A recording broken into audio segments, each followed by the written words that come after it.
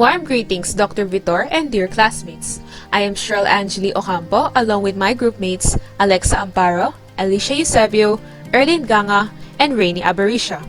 Together, we will report the problem-based learning or PBL activity on the Neurodevelopment disorder, ADHD, and Autism. This is the flow of our PBL report. You may start the discussion, Erlyn. Autism is a neurological disorder that is characterized by difficulties with social skills, restricted and repetitive behaviors, and deficits in speech and nonverbal communication. It has a broad range of conditions which are collectively referred to as autism spectrum disorder. The ability of an autistic person to learn, think, and solve problems may range from highly skilled to severely challenged. Some would require a significant amount of support in their daily lives, while others may need less. Diagnosing a person with autism can be difficult since there is no medical test that could confirm the disorder. Usually, doctors diagnose through developmental monitoring, which is an active process of observing how a child grows and whether or not the child meets the typical developmental milestones. Skills acquired at a certain age, such as learning and speaking, are also observed. Parents, grandparents, and providers participate in this. If the mentioned participants notice that their child is not meeting certain milestones, they would have to contact a doctor and inquire about developmental screening. Developmental screening is a more formal way of diagnosing, which involves regular well-child visits. It includes screening questionnaires and checklists that compare a child to children of the same age. This is performed by doctors and nurses or healthcare professionals on children at ages 9 months, 18 months, and 13 months. Now that we know what autism is and how it is diagnosed, let us proceed to the signs and symptoms of the disorder to be presented by Alicia. The early signs and symptoms of autism can be detected as early as 9 months of age. These could be in terms of differences in social interaction and communication or behavior. Under the category of social interaction and communication, here are some examples. On the other hand, in terms of behavior, here are some signs and symptoms. However, it is important to note that these signs and symptoms vary among children. Thus, the number and severity of symptoms present are not exactly the same. Autism has been traced to have a tendency to run in families. A 2019 study found that 80% of autism risk can be traced more to inherited genes than to environmental factors and random gene mutations. Since it is a developmental disorder, those with gene changes associated with autism generally inherit an increased risk of developing the condition, such as those with Fragile X syndrome, tuberous sclerosis, and Down syndrome. In other words, there is no specific gene that causes autism. It is highly genetically heterogeneous and can be caused by both inheritable or new gene variations. Yet, according to the CDC, having a family health history of autism makes you more likely to have a child with autism, especially when you have a daughter or more than one child with the disorder. We now have finished discussing ASD. Let us move on to the next, which is ADHD, to be shared with us by Alexa. Attention Deficit Hyperactivity Disorder or ADHD is a neurological disorder in which people exhibit age-inappropriate inattention, hyperactivity, and impulsive behavior, which may interfere with their daily lives. It is also considered a neurodevelopmental disorder as it concerns the way the brain develops. Some of the things that ADHD individuals struggle with are maintaining attention, executive function, and memory retention. Most of their problems stem from executive function deficits, which is a key factor affecting academic and career success. ADHD affects each patient differently, wherein in some instances the symptoms may be mild and manageable or could cause issues in social interaction and personal safety for others, which is why it must be diagnosed and treated appropriately. It is commonly diagnosed in children and symptoms may improve as the child grows, but it usually lasts through adulthood and can cause problems like sleep and anxiety disorders. The consistency of the behavior in at least 2 different settings is one of the main determinants of ADHD. The symptoms must also be present before age 12 and have been persistent for the last 6 months. Moreover, the symptoms must occur to the extent that it interferes with the functioning and development. Most kids that have ADHD also experience learning problems, oppositional and defiant behavior, and mood problems. However, these symptoms are present in other mental and neurological disorders as well, so other tests must be conducted to rule out these disorders that have similar symptoms. Essentially, ADHD can be diagnosed if most symptoms of inattention, hyperactivity, and impulsivity are present and greater than what is expected of their developmental level. The American Psychiatric Association's DSM-5 is a diagnostic assessment used by most practitioners to diagnose ADHD.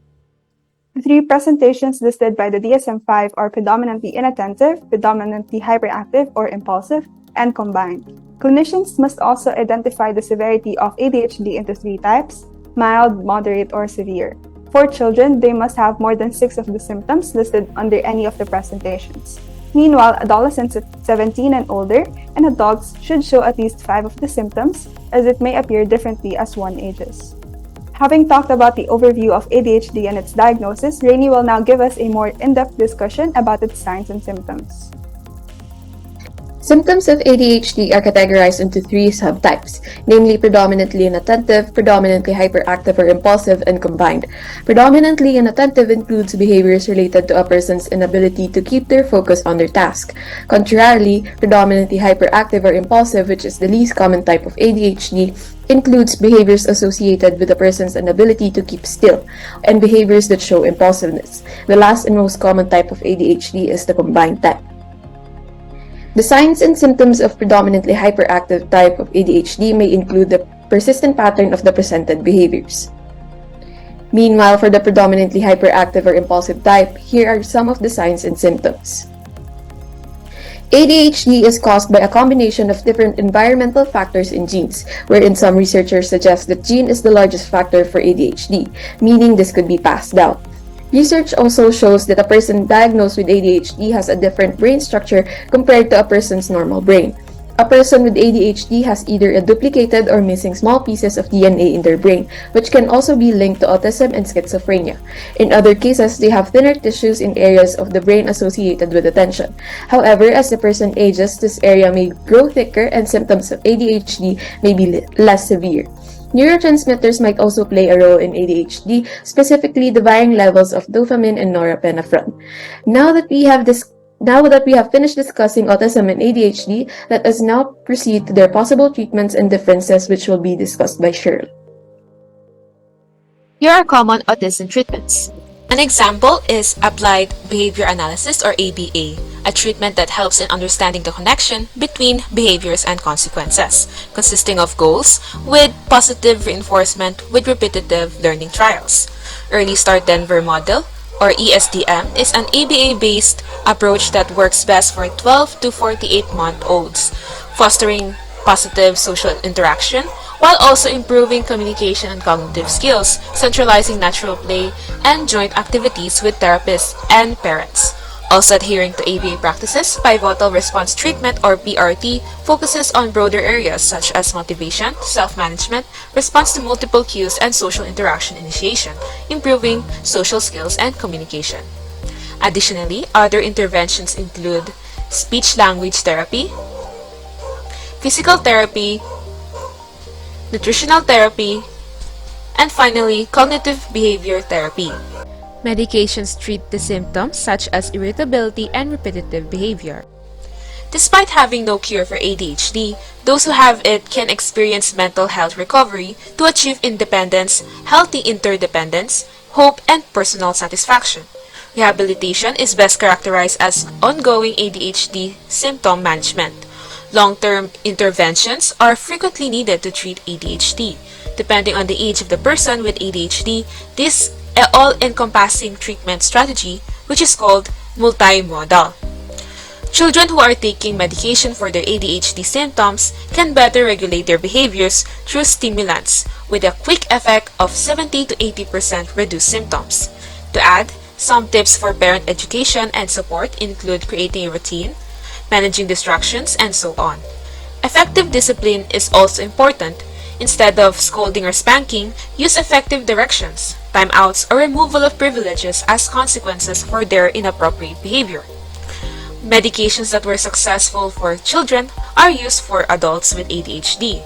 A variety of behavioral management approaches, like organized space, infographics, and others, are helpful. Working with a coach is beneficial to supplement ADHD treatment. Mental health counseling aids to develop new coping mechanisms to handle living with ADHD by receiving services from professionals. Here is a summarized list. The line between ADHD and autism is frequently unclear. Here's a Venn diagram showing some of the behavioral characteristics shared by children with autism but not ADHD, such as strict adherence to repetition or routine. Individuals with ADHD may exhibit similar behaviors such as stimming, but this is due to underlying difficulties with attention, hyperactivity, and impulsivity. While autism and ADHD are both lifelong conditions that can cause similar behavioral traits, they are not the same. Here are our references for the PBL report.